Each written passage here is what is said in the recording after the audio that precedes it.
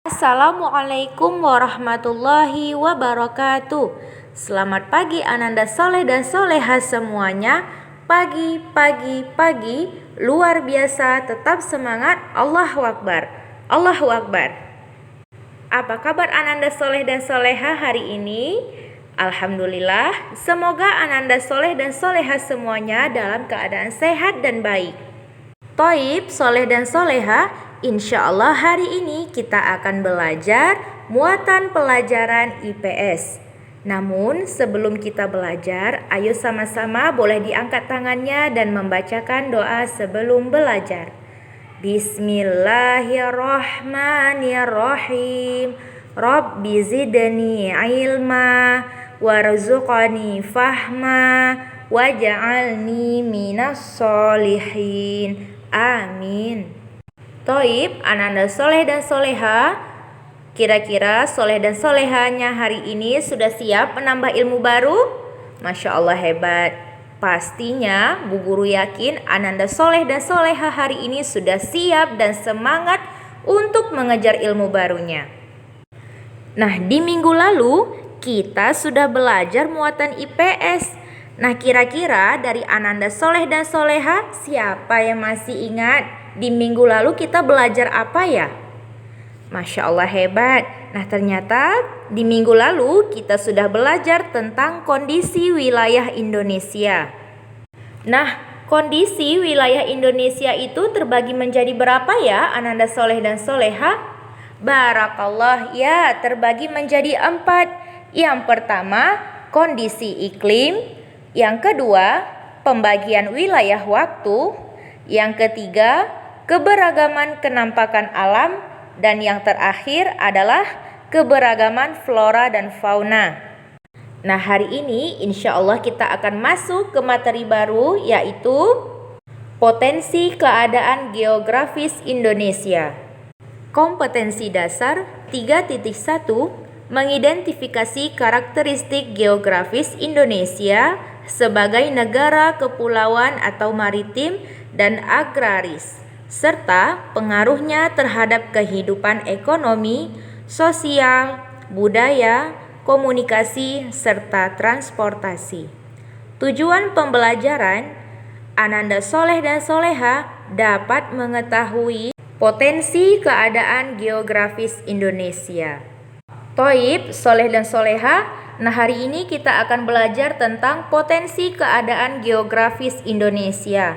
Nah, sebelumnya Bu Guru mau bertanya dulu kepada Soleh dan Soleha, siapa yang tahu kira-kira potensi itu apa ya? Barakallah, hebat. Potensi adalah kemampuan. Jadi, kita akan membahas tentang kemampuan apa saja yang bisa dicapai oleh Indonesia. Potensi keadaan geografis Indonesia itu terbagi menjadi 4, Soleh dan Soleha. Nah, kira-kira apa-apa saja ya? Ya, hebat. Yang pertama, potensi ekonomi. Yang kedua, potensi penduduk sosial. Yang ketiga, potensi budaya. Dan yang keempat adalah potensi transportasi. Toib, Soleh dan Soleha, yang pertama sekali akan kita bahas tentang potensi ekonomi. Nah, bila dilihat dari letak geografisnya, Indonesia dapat dikembangkan menjadi pelabuhan transit yang ramai, yang dikunjungi dari kapal-kapal berbagai negara. Nah, bila dilihat dari bidang kerajinan di Indonesia berpotensi sangat menghasilkan ukiran-ukiran. Nah, baik itu dari ukiran kayu, dari ukiran emas, maupun perak yang bisa diekspor ke berbagai negara. Kemudian, jika dilihat dari bidang perikanan, nah di Indonesia sendiri itu memiliki sumber penghasilan ikan terbaik. Nah, kenapa dikatakan sebagai sumber penghasil ikan terbaik? Barakallah, jempol untuk jawabannya. Nah, karena Indonesia adalah negara maritim. Apa itu negara maritim? Ya, hebat. Negara yang wilayah perairannya lebih luas dibandingkan dengan daratan. Nah, selanjutnya, bila dilihat dari bidang seni, Nah, seni batik itu adalah salah satu seni dari Indonesia yang terdiri dari ribuan jenis motif yang bisa diekspor ke berbagai negara. Nah, Indonesia ini sangat kaya sekali soleh dan soleha. Kaya dengan seni, kaya dengan hasil alam, sehingga bila dikelola dengan baik akan berpengaruh positif kepada potensi ekonomi di Indonesia. Nah, selanjutnya, selain dari bidang seni, ternyata bidang pariwisata juga salah satu termasuk potensi ekonomi di Indonesia. Mengapa? Ya, karena Indonesia itu memiliki 34 provinsi dan dari masing-masing provinsi tersebut memiliki tempat keindahan yang berbeda-beda, sehingga bisa dijadikan tempat wisata. Nah, selanjutnya yang kedua yaitu potensi penduduk sosial. Nah, soleh dan soleha tahu tidak bahwa jumlah penduduk Indonesia itu adalah yang terbesar keempat di dunia. Jika dilihat dari data penduduk Indonesia, jumlah penduduk usia produktif di Indonesia cukup besar. Artinya apa? Ya, artinya adalah Indonesia memiliki ketersediaan sumber daya manusia yang cukup untuk memenuhi kebutuhan tenaga kerja di Indonesia. Kemudian selanjutnya yang ketiga, potensi budaya. Di Indonesia memiliki 1340 suku dan setiap suku itu memiliki budaya yang berbeda-beda soleh dan soleha.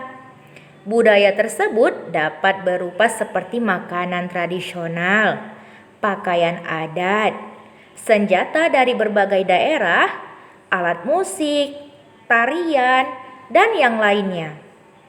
Indonesia memiliki banyak keberagaman, di antaranya yaitu keberagaman budaya dan keberagaman kenampakan alam.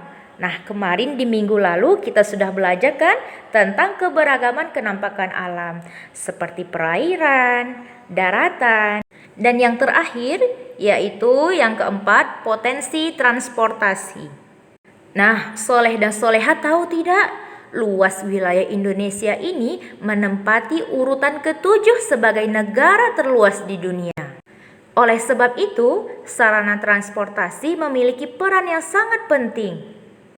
Kini, sarana transportasi sudah banyak dikembangkan di Indonesia, baik itu di daratan, di laut, maupun di udara. Di Indonesia sendiri itu sangat banyak menyimpan potensi besar di transportasi. Nah, kira-kira apa-apa saja ya Ananda soleh dan soleha? Ya, yang pertama, pelabuhan yang ada di Indonesia itu menjadi tempat transit untuk transportasi laut. Yang kedua, perkembangan transportasi udara dengan banyaknya bandara baru yang dibangun di setiap daerah di Indonesia. Nah, Ananda soleh dan soleha, itu tadi adalah penjelasan dari potensi keadaan geografis di Indonesia.